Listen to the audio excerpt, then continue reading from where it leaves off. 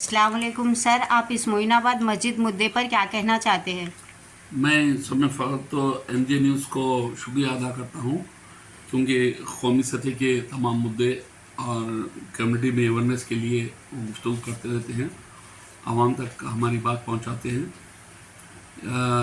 जिस तरह से मोइनाबाद मस्जिद के मुद्दे को मैं ये कहते हुए, क्योंकि बड़ी शर्म की बात है कि ये इलाका CM के अपने डिस्ट्रिक्ट के अंदर आता है।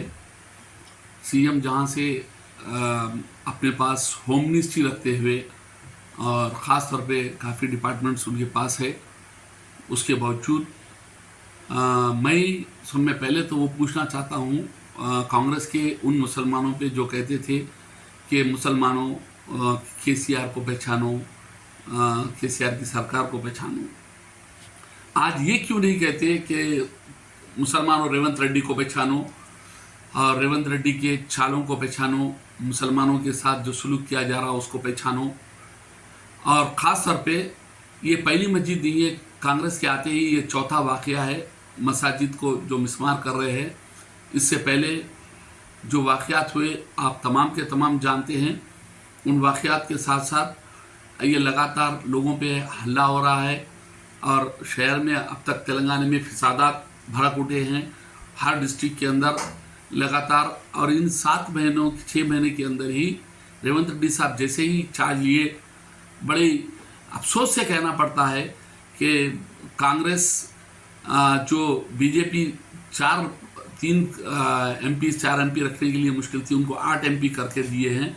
और रेवंत रेड्डी साहब जिस वक्त ये कह रहे थे कि मोदी जी मेरे बड़े भाई है, मैं इसको गुजरात बनाऊंगा, तो आप समझ लीजिए डेवलपमेंट में नहीं बल्कि फिसादात में, मुसलमानों की दुश्मनी में, मुसलमानों को बर्बाद करने में वो गुजरात बनाना चाहते हैं। उन्होंने साफ कह दिया। और साथ ही दूसरी बात भी आपसे ये पूछना ज़रूरी है कि इन फिसादात से मुसलमानों को जो नुकसानात हो रहे हैं इसकी वजह ये है कि एक भी हैदराबाद और रंगारेड्डी के एक भी मुसलमान को किसी किस्म की कोई सरकारी पोजीशन नहीं दी गई। और वो कांग्रेस की जो दम भरते थे, आत्मा भरते थे, और सारों को मिसमार कर रहे हैं और कह रहे हैं कि मुसलमानों को कोई चीज़ नहीं देना है। मुसलमानों का जो बजट दिया गया है वो भी पूरे 4 कम्युनिटीज़ को मिलाकर दिया गया है। उसमें कोई डिफरेंशिएशन नहीं बताया गया कि मुसलमानों को कितना देंगे आप, क्रिश्चनों को कितना देंगे आप, बुद्धिस्टों को कितना देंगे, नहीं बताया गया। हर तरीके की नाइंसाफ़ी हो रही है और ऐसा दिखता है कि दिखने में नाम की ये कांग्रेस की सरकार है, मगर इसके पसे पेस्ता BJP की सरकार चल रही है।